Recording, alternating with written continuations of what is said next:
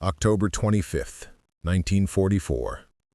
Off the coast of Samar Island in the Philippines. The morning air, thick with the metallic stench of naval gunfire and the acrid smoke of burning fuel, begins to clear.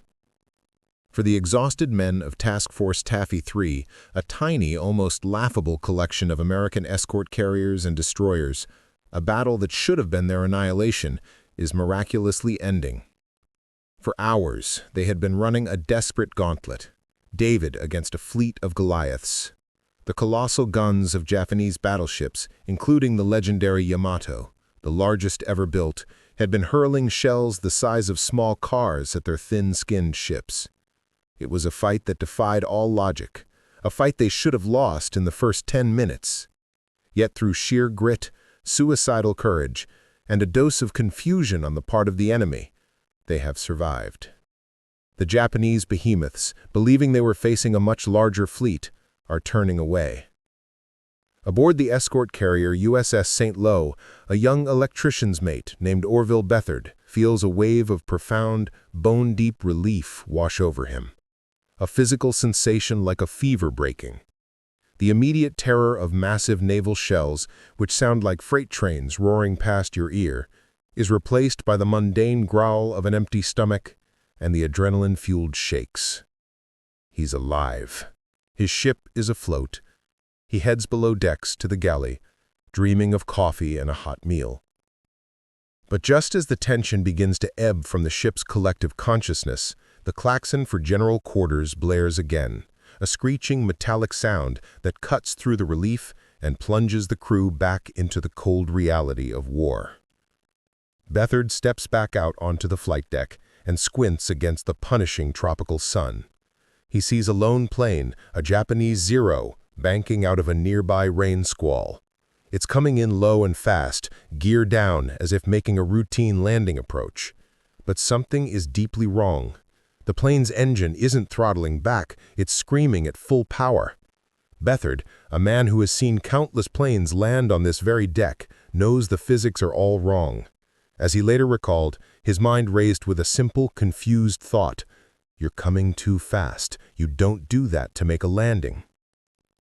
It's impossibly low, maybe 20 yards off the deck, so close that the gunners in their tubs can see the pilot in his cockpit, a still, focused figure. There is a horrifying sense of calm, of deliberate, unwavering intent. This isn't a damaged plane seeking a soft landing. This isn't a pilot panicking. This is something else. This is something new. The plane doesn't try to release its bomb from a distance. The bomb and the plane are one. At 10:51 a.m., the Zero slams into the wooden flight deck of the St. Lo. The impact itself is a sledgehammer blow, a shuddering concussion that throws men to their knees.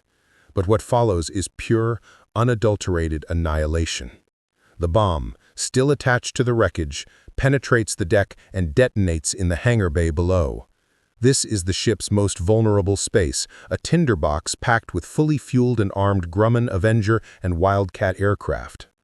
A catastrophic, instantaneous chain reaction of secondary explosions rips the ship apart from the inside out. A column of fire and smoke erupts from the carrier's core, a volcano of burning fuel and shrapnel. Within 30 agonizing minutes, the USS St. Lo capsizes and disappears beneath the waves, taking 143 of her crew with her. She becomes the first major warship ever to be sunk by a new weapon.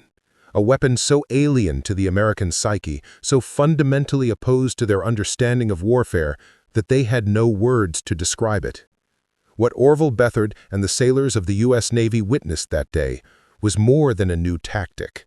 It was the birth of a new psychological sledgehammer, a form of warfare that attacked not just the steel hulls of their ships, but the very foundations of their understanding of survival, of combat, and of the enemy they thought they knew. This was the arrival of the Kamikaze, and it would transform the Pacific War into a new and terrifying dimension of horror.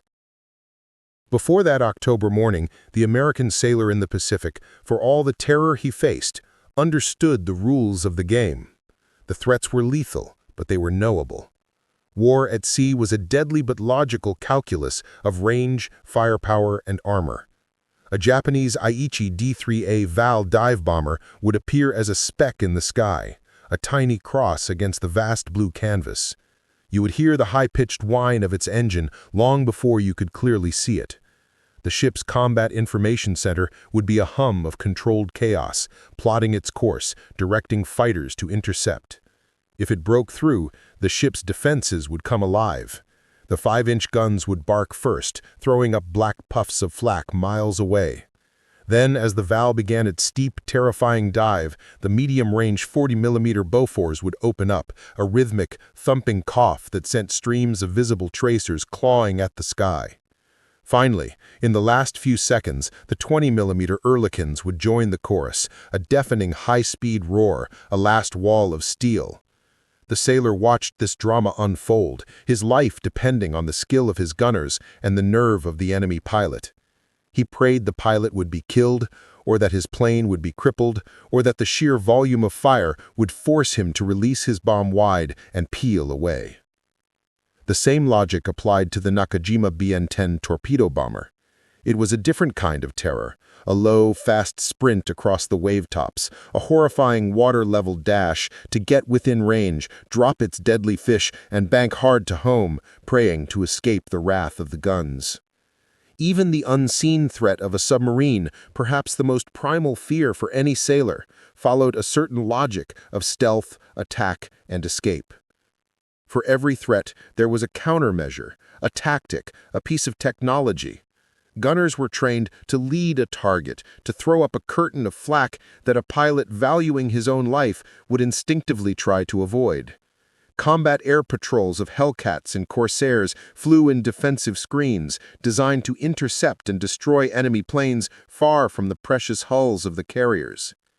Watertight doors, damage control parties with their asbestos suits and fire hoses, and the sheer compartmentalized toughness of a warship existed to contain the predictable consequences of a bomb or torpedo hit. The entire architecture of naval defense, from ship design to tactical doctrine, was built on a single, fundamental, and unspoken assumption. The enemy pilot wanted to go home at the end of the day. You didn't necessarily have to obliterate an attacking plane, you just had to damage it, to scare the pilot, to make the attack run so costly, so terrifying that he would abort. This shared instinct of self-preservation was the invisible rule upon which all the brutal mathematics of combat were built. The American fighting man knew how to kill his enemy, but he also believed that his enemy was, at his core, just like him. A man who wanted to survive. The battle. Even before the organized, sanctioned attacks at Leyte Gulf, there had been whispers, strange and unsettling incidents that hinted at a fracturing of this logic. They were anomalies, footnotes, and after-action reports that didn't fit the established narrative of combat. As early as the Battle of the Coral Sea in May 1942, and again at Midway, American pilots had reported seeing heavily damaged Japanese planes making what appeared to be deliberate last-ditch ramming attempts on U.S. ships. These were chalked up to the final, spiteful act of a dying man, a banzai charge from a pilot who knew he was already dead.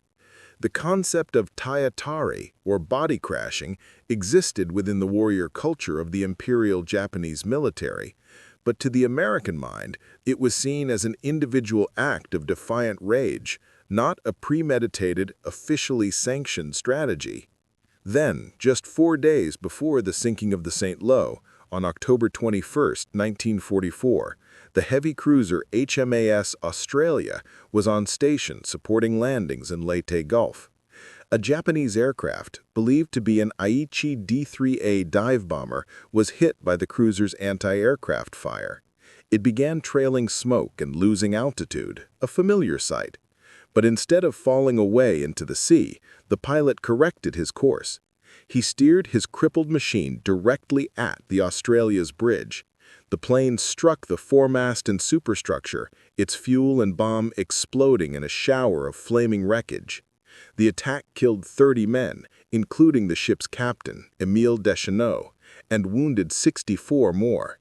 It was a shocking, brutal event, but even then, it was categorized as a fluke, an act of desperation. The pilot was already dead, the logic went, so he decided to take some of the enemy with him. The problem was one of profound cultural and psychological dissonance. For the American military, built on a foundation of pragmatism, industrial efficiency, and the preservation of its fighting men, the idea of systematically training its youngest and brightest to use their own bodies as the final guidance system for a missile was simply unthinkable. It violated every Western military doctrine, every principle of resource management, and more profoundly, the basic human drive to live. So the signs were dismissed. They were anomalies. They were tragic but understandable acts of a dying pilot.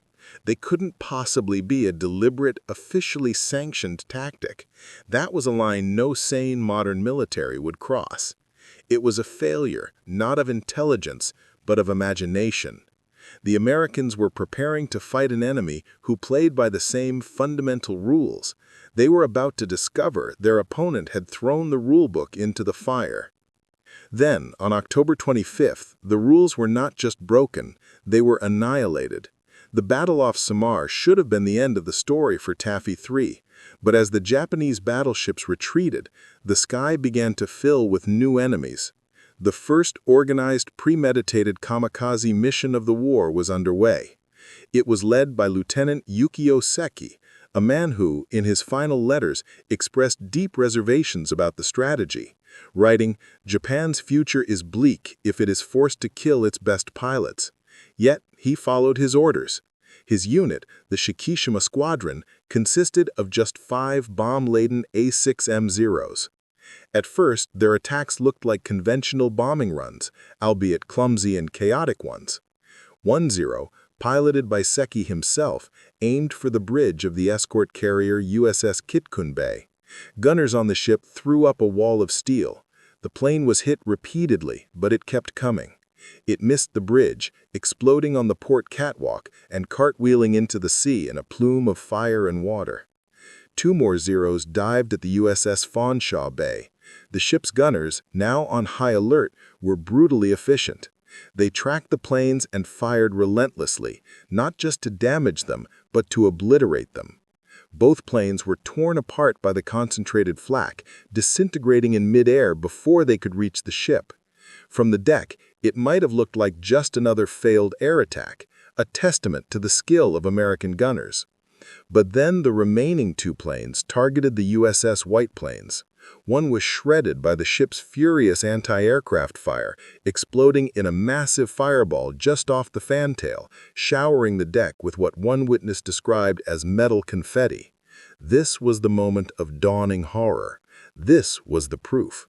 A damaged plane might try to ram a ship as a last, desperate act. But these pilots were pressing their attacks through curtains of steel that guaranteed their destruction, making no attempt whatsoever to pull away or take evasive action. Their flight paths were unnervingly straight.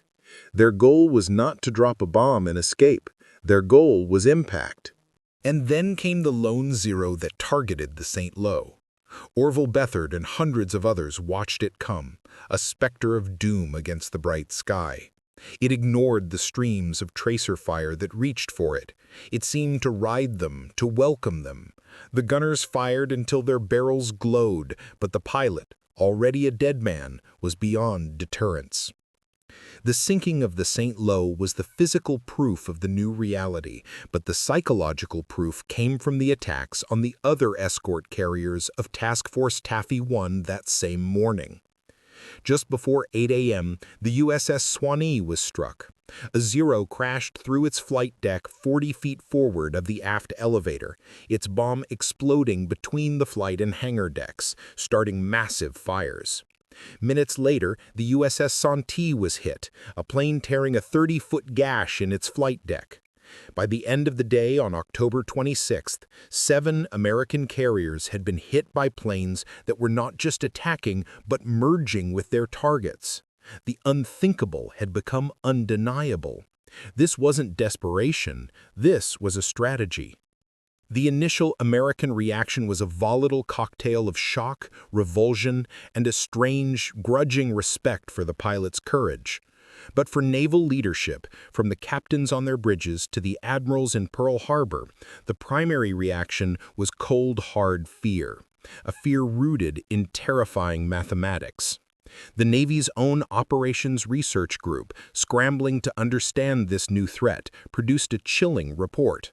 From October 1944 to January 1945, they calculated that of 352 kamikaze attacks, 121 resulted in hits, a success rate of over 34%. To put that in perspective, conventional air attacks during the same period, conducted by more experienced pilots, managed a success rate of just 2 to 3%. The numbers were a death sentence. A conventional pilot had to fly through the fleet's defensive fighter screen, the big blue blanket of Hellcats. If he survived that, he had to survive the long-range 5-inch guns, navigate the storm of medium-range 40mm Bofors and close-range 20mm Ehrlichens, release his bomb at the perfect moment while under extreme duress, and then do it all again on the way out. A kamikaze pilot only had to get through on a one-way trip. He didn't need the skill for a clean escape, only the will for a final dive. The problem for the gunners was immense. Their entire system, their training, their technology was built to deter, to damage, to force a pilot to turn away. But how do you deter a man who has already accepted death? The physics of the attack were also devastatingly effective. A diving plane carrying a 500-pound bomb possessed immense kinetic energy. It struck with far more force than a freely falling bomb. The pilot could make small, last-second adjustments to his aim, making him a primitive but terrifyingly effective human-guided missile. He could aim for the most vulnerable parts of a ship, the bridge, the elevators, the bomb magazines. As one after-action report noted with grim understatement, even a plane shredded with gunfire, wings torn, engine ablaze, could still complete its mission. The pilot could be dead for the last 1,000 feet of the dive, but physics and gravity would do the rest. Admiral William Bull Halsey, a man whose public persona was the definition of aggressive confidence, would later confide that the kamikaze was the only weapon I feared in war. This wasn't just an effective tactic, it was a weapon that seemed to cheat the established rules of anti-aircraft defense. It was a human-guided missile against which there seemed to be no perfect shield. The U.S. Navy, though stunned, is an institution that prides itself on adaptation. It began a frantic fleet-wide race to solve this new, horrifying problem. This was an existential threat, and it required a radical new solution. If you couldn't deter the pilot, you had to guarantee the plane's complete and utter destruction at a safe distance. The 5-inch gun, especially when paired with the new VT or proximity-fused shells, became the weapon of choice. These shells were a marvel of wartime technology, containing a tiny radar that detonated the warhead when it detected a target nearby, meaning a direct hit was no longer necessary. A near miss became a kill. Gunnery doctrine was rewritten overnight. The old method of firing to scare a pilot off was replaced by a new grim imperative. You must keep firing until the target is reduced to fragments. Nothing less would suffice. The fleet's entire defensive posture changed. Carriers began to carry more fighters, shifting their aircraft complements from a mix of bombers and fighters to one heavily prioritizing the combat air patrol. This big blue blanket was pushed farther and farther out, hundreds of miles from the fleet to intercept and destroy the suicide planes before they could even see the ships they intended to kill. Fighter direction officers in the combat information centers became the high priests of fleet survival, vectoring squadrons of Hellcats onto incoming raids with a desperate urgency. Most significantly, the Navy deployed a new, harrowing line of defense: the radar picket destroyer. These lone destroyers, packed with extra radar and communications gear, were stationed miles ahead of the main fleet, their spinning antennas providing the crucial early warning of incoming raids. But this duty was a suicide mission in itself. The picket destroyers were the first ships the kamikazes would see, and they became the primary targets. To serve on a picket destroyer off Okinawa was to experience a new circle of hell. One destroyer, the USS Laffey, famously earned the nickname the ship that would not die after surviving an unbelievable 6 kamikaze attacks and 4 bomb hits in a single 80-minute period on April 16, 1945. The attacks left her a burning, twisted wreck. Her guns melted, her rudder jammed, but she remained afloat. The story of her crew's heroism became legendary, a testament to American damage control and sheer stubbornness. But for every Laffey, there were others, like the USS Aaron Ward or the USS Little, that were overwhelmed and sunk. The men on these lonely outposts knew they were bait, a sacrificial lamb placed between the wolves and the flock. Their gallows humor became a coping mechanism. One frustrated destroyer crew, tired of its role as a magnet for suicide planes, purportedly erected a large sign on its side with an arrow pointing back toward the main fleet, proclaiming, "To Jap pilots, carriers, this way." While the Navy's tacticians and engineers worked on the physical problem, an insidious unseen war was being waged on the minds of the sailors. The constant screeching alarm of general quarters, a sound that now promised not just a fight, but a potential immolation, began to corrode the psychological armor of even the most hardened veterans. The rules of combat had been a shield. A man could tell himself that the enemy he was fighting was a professional, just like him, caught in the same machinery of war.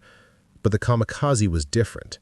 It suggested an enemy so alien, so fanatically devoted, so utterly incomprehensible that normal categories of thought no longer applied. It instilled a unique kind of dread. It wasn't just the fear of dying, it was the fear of being consumed by a logic you could not understand, a nihilistic religion of destruction. Seaman James Fahey, a gunner aboard the cruiser USS Montpelier, kept a remarkable diary of his experiences. On November 27, 1944, his task force came under a massed kamikaze attack in Leyte Gulf. He wrote with a chilling clarity that captures the terrifying shift in understanding. Jap planes were coming at us from all directions. Before the attack started, we did not know that they were suicide planes, with no intention of returning to their base. They had one thing in mind, and that was to crash into our ships, bombs and all. You have to blow them up. To damage them means not much. His account details the visceral horror of the aftermath. After one attack, he describes the grim task of cleaning up. The deck near my mount was covered with blood, guts, brains, tongues, scalps, hearts, arms, etc. from the Jap pilots. The Jap bodies were blown into all sorts of pieces. This was not the clean, distant death of naval gunnery, where the enemy vanished in a puff of smoke on the horizon. This was a visceral, intimate, and profoundly disturbing horror. The enemy was no longer a silhouette in a cockpit miles away. He was the human confetti scattered across your deck, a gruesome reminder of the human being who had just chosen to merge his body with your home.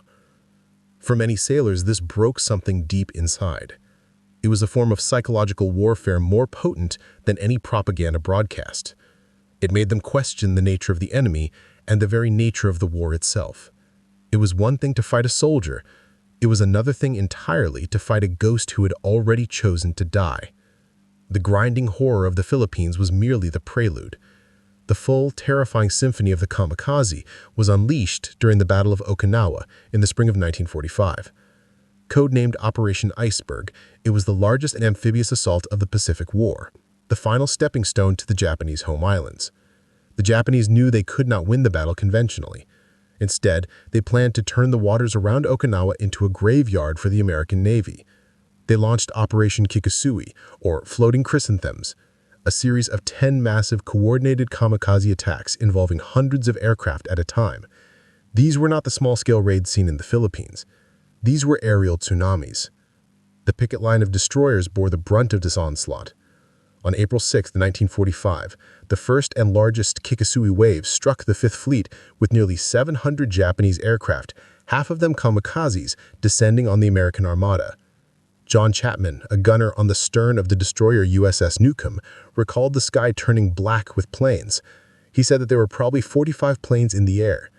Well, it was a scary situation because you knew that they were going to dive on you. You could be firing on the aircraft and they'd come right on, just keep coming right on through that. The sky over Okinawa became a charnel house. The air was thick with the smoke of burning ships, the black puffs of flak, and the sickeningly sweet smell of burning fuel and human flesh. The battle was no longer over the horizon, it was directly overhead. A constant screeching rain of steel and human bodies. The great fleet carriers, the heart of the American naval power, were prime targets.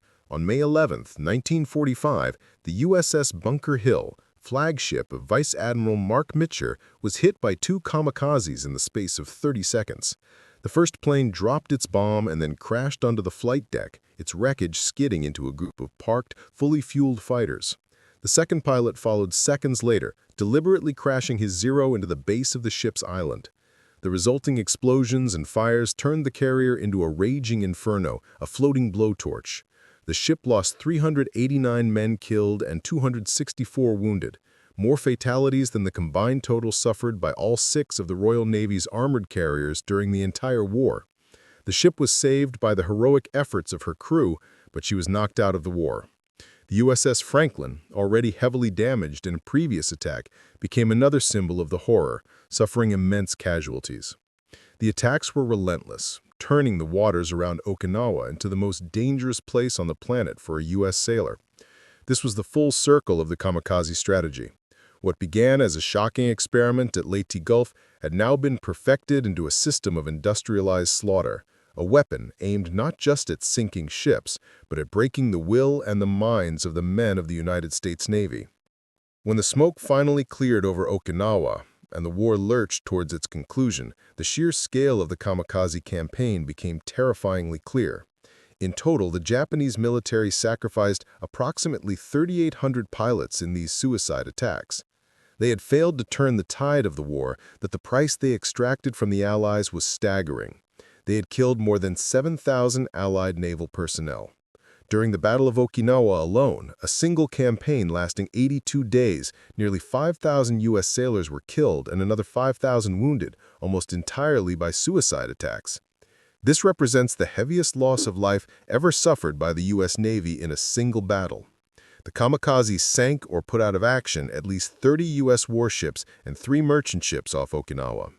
In total, from their first organized appearance to the end of the war, kamikaze attacks sank 47 Allied vessels and damaged over 300 more. These numbers are not just statistics. They are the overwhelming evidence that proves the thesis born in the minds of the sailors on the deck of the St. Lo. This was no mere act of desperation. It was, as a 1945 U.S. Fleet Headquarters report concluded, by far the most difficult anti-aircraft problem yet faced by the fleet. The avalanche of steel and bodies had fundamentally altered the calculus of war in the Pacific. It was a weapon of terror that was also brutally effective. It proved that a weapon aimed at the mind could be just as devastating as one aimed at the hull. The legacy of the kamikaze is written in the steel of sunken ships resting on the ocean floor and in the scar tissue of the men who survived. It directly and profoundly influenced the American military's thinking in the final, fateful months of the war. The fanatical, unyielding ferocity of the attacks at Okinawa provided a horrifying preview of what an invasion of the Japanese home islands would entail.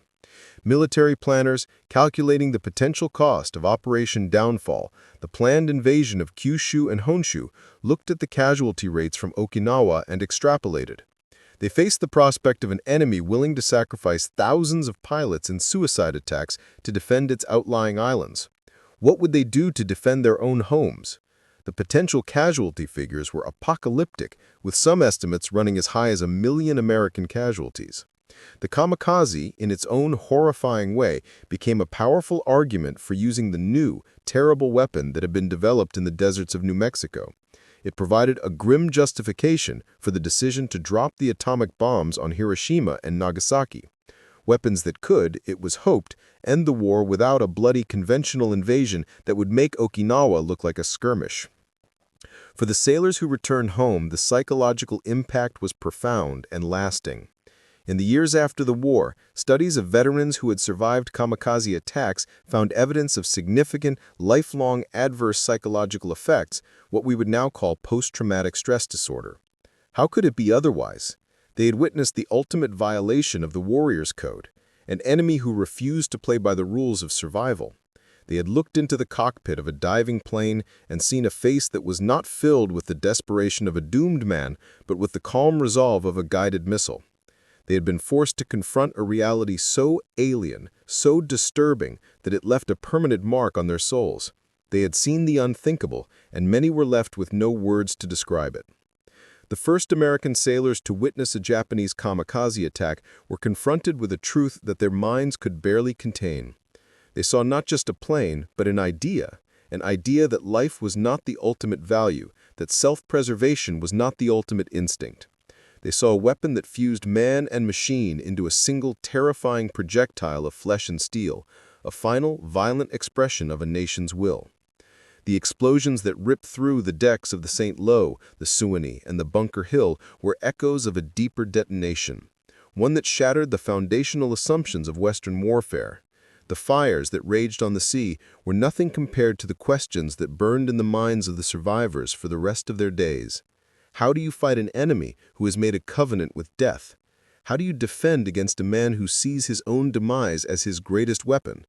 And what does it do to your soul, long after the guns fall silent, when you are forced to remember the moment you looked the divine wind in the eye?